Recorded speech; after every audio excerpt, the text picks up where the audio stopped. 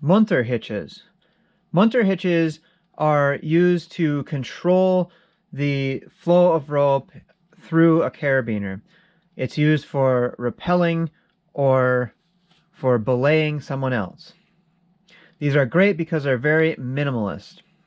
Now, if you are rappelling, so this is the top of the slope, you are going the way the arrow shows, you could tie this Munter hitch, and as you let line out, you would go down the slope.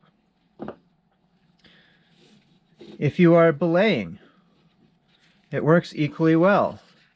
So the climber is on this end, going the direction of the arrow.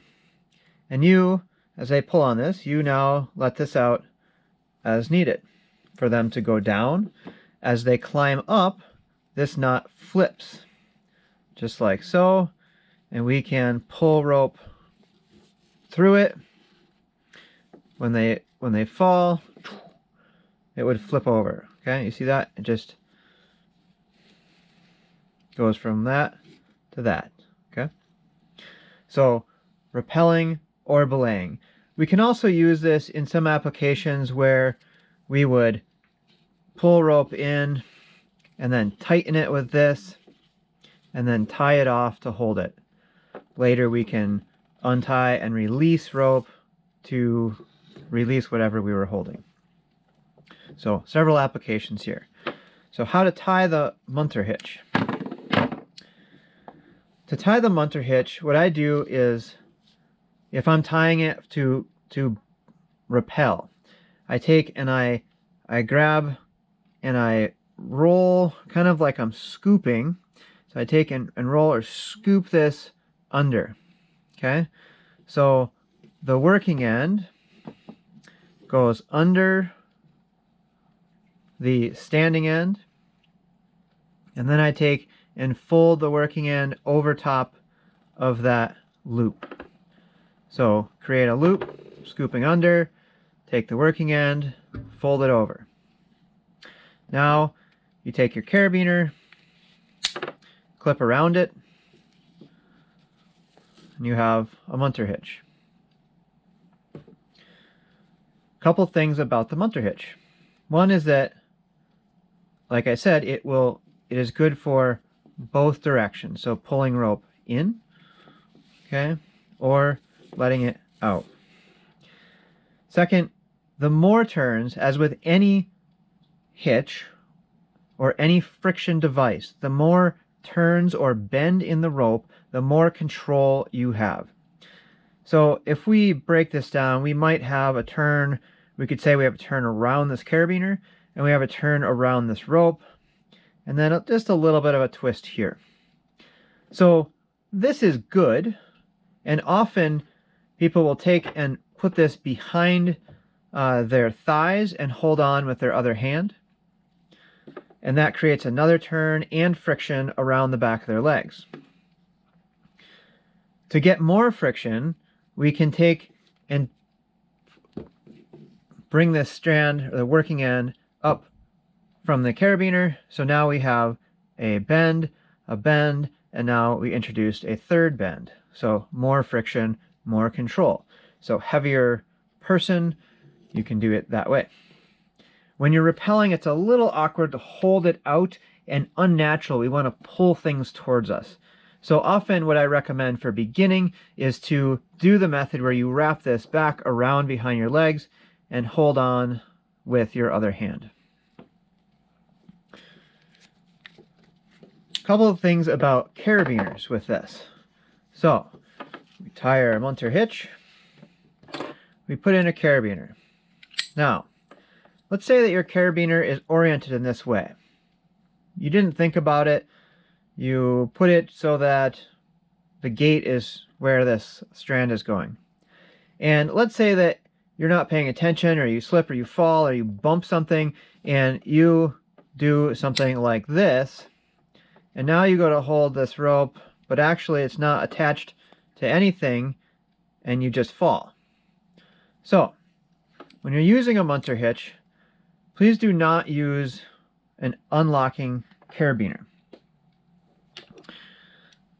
Second, locking carabiners. So this is screw gate D. You can already see that there's a limited amount of space in here, which is not ideal. Second, again, if you orient this wrong, say you're going down, and see how this is kind of rubbing in this direction, it is also possible to unscrew because the carabiner unscrews in that direction. It's possible for this to rub, unscrew it, and turn it into the same situation as the non-locking, where if you, again, you bump it, you come around, you know, this bumps in there, or you come around here, it can just release that carabiner again. So you can go in the other direction and turn this around, and now this strand is not near this gate. You could do the same thing with the non-locking. However, I would say it's safer and less to remember, especially if you are just beginning, to just avoid this option. To make this slightly better for a different reason, we can use a pear-shaped to give us more space up here for the rope to go through. Okay, better yet, we can use a pear-shaped beaner that we can lock. Okay, so it snaps in there. Rope rubbing on that will not open it. Okay, so that's a great option.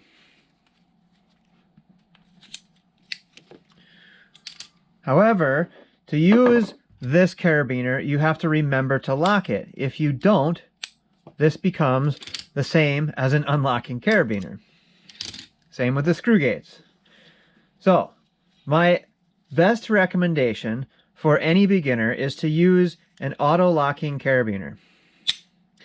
These come in a few different variations where you might have to spin and open, or pull and spin and open, but they all, when released, they all automatically lock and you don't have to remember anything. Okay, so this is a great option. Even if you oriented it wrong, it's still locked in there. So this is definitely the safest method. Okay. All right. So, as we said, we have the Munter hitch. So scoop under, bring the working end over, sandwich them together. Okay. If we want to do a double Munter, we can do this scoop under, do this scoop under again. Okay, so we have 2 loops, and then fold over again, lock it in there. That gives us an additional loop around, or turn around, and that much more friction. So we have a turn around the carabiner all the way, and then up here, and then that little bit of a twist. So this is much more friction. So if you're a heavier person, or you are carrying a load with you, this is a great way to go. Moving up from the double Munter is a Super Munter. With a Super Munter, we're still going to start with the regular Munter hitch. Okay.